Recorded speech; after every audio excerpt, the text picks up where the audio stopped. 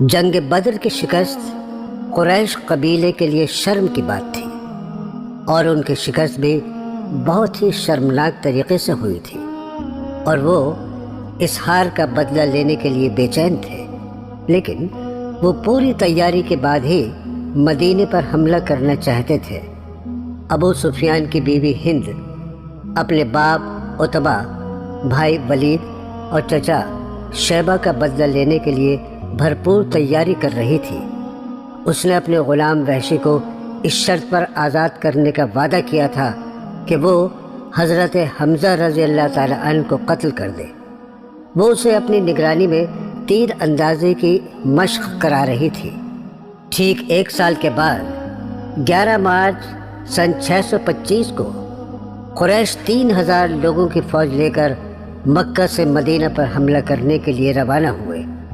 ہر طرح کے جنگی ساز و سامان سے لیس اس فوج کی قیادت ابو سفیان کر رہا تھا۔ وہ لوگ مسلمانوں سے جنگ بدر کی شکست کا بدلہ لینے جا رہے تھے، جس میں ابو سفیان کی بیوی ہند بھی شامل تھی۔ جب اللہ کے نبی حضور صلی اللہ تعالیٰ علیہ وسلم کو قریش کے ارادوں اور لشکر کی روانگی کی خبر ملی تو آپ صلی اللہ علیہ وسلم نے بھی تیاریاں شروع کر دیں اور جنگ کی حکمت عملی تیار کرنا شروع کر دیا۔ آپ صلی اللہ تعالیٰ علیہ وسلم 1000 مسلمانوں کی فوج لے کر مدینہ سے روانہ ہوئے۔ دونوں فوجیں کوہ احد کے سامنے واقع وادی میں مد مقابل آئیں۔ یہ 23 مارچ سن 625 عیسوی کو ہفتے کا دن تھا، جب احد کی وادی میں اسلام کی دوسری بڑی جنگ تھی۔ نبی پاک صلی اللہ تعالیٰ علیہ وسلم نے اپنے ساتھیوں کو حکم دیا کہ وہ خاموشی سے کفار کی فوج کا گھیراؤ کر لیں۔ اگلے دن مسلمان فوج نے صبح کو اپنی پوزیشن سنبھال لی، مگر ایک غیر متوقع صورتحال سامنے آئی۔ خزرج قبیلے کا سردار عبداللہ ابن ابی اپنے 300 سپاہی لے کر واپس مدینہ چلا گیا۔ اب صرف 700 مسلمان سپاہی رہ گئے جو کوہ وادی کی ڈھلان پر تعینات تھے۔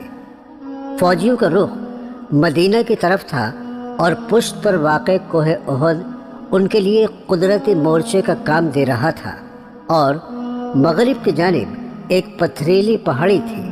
اس پہاڑی پر نبی پاک صلی اللہ تعالیٰ علیہ وسلم نے 50 تیر اندازوں کا ایک دستہ تعینات کر دیا تھا، جو کہ پشت سے حملہ ہونے والی صورت میں فوج کی حفاظت کا ذمہ دار تھا۔ یہ تھی وہ حکمت عملی جو اللہ کے رسول صلی اللہ تعالیٰ علیہ وسلم نے اپنے سے کئی گنا بڑی فوج سے مقابلے کے لیے تیار کی تھی۔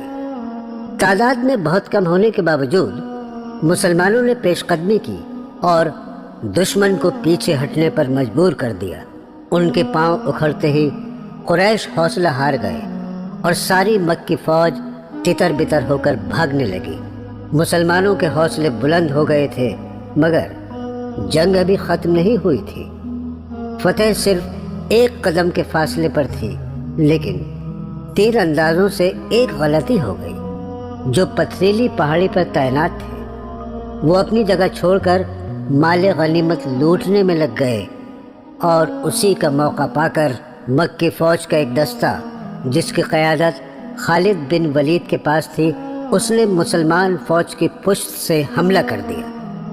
اچانک مسلمان فوج پر حملہ ہونے سے مسلمانوں میں افراتفری پھیل گئی، اور قریش فوج کے بھاگے ہوئے سپاہی بھی واپس آ کر جنگ میں شامل ہو گئے، جس کی وجہ سے کافی مسلمان فوج کے سپاہی شہید ہو گئے، جس میں نبی پاک صلی اللہ تعالیٰ علیہ وسلم کے چچا حضرت حمزہ رضی اللہ تعالیٰ عنہ بھی شامل تھے۔ نبی پاک صلی اللہ تعالیٰ علیہ وسلم خود بھی شدید زخمی ہو گئے تھے۔ اس کے باوجود مسلمان فوج نے ڈٹ کر دشمن فوج کا مقابلہ کیا۔